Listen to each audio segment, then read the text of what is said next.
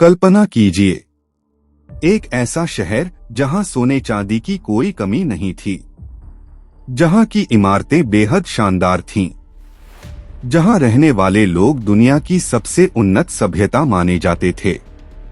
लेकिन सिर्फ एक दिन और एक रात में पूरा शहर समुद्र के नीचे हमेशा के लिए गायब हो गया।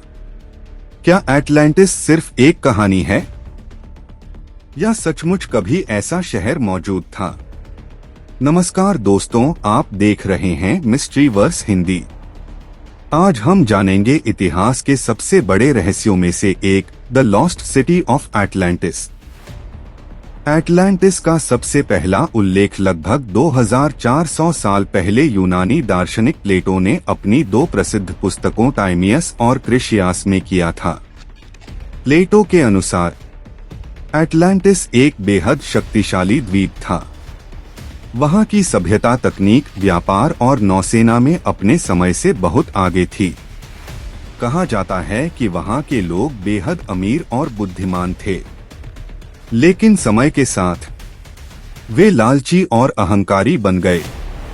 प्लेटो के वर्णन के अनुसार एटलांटिस में गोलाकार नहरें थीं, शानदार महल थे, विशाल मंदिर थे और शहर के बीच में समुद्र का पानी पहुंचता था। कहा जाता है कि वहां सोना, चांदी और एक दुर्लभ धातु ओरिचलकम भी मिलती थी।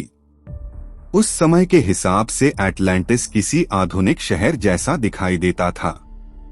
प्लेटो के अनुसार एक दिन अचानक भयानक भूकंप आए, फिर समुद्र में भीषण लहरें उठीं और केवल एक दिन और एक रात के भीतर पूरा एटलांटिस समुद्र के नीचे डूब गया। इसके बाद उसका कभी कोई पता नहीं चला। सदियों से लोग एटलांटिस को खोजने की कोशिश कर रहे हैं। कुछ लोगों का मानना है कि यह शहर ग्रीस के पास था। कुछ कहते हैं यह अटलांटिक महासागर में था, जबकि कुछ शोधकर्ता इसे भूमध्य सागर की प्राचीन सभ्यताओं से जोड़ते हैं। लेकिन आज तक कोई ऐसा ठोस पुरातात्विक प्रमाण नहीं मिला है जो यह साबित कर सके कि प्लेटो द्वारा वर्णित एटलांटिस वास्तव में मौजूद था।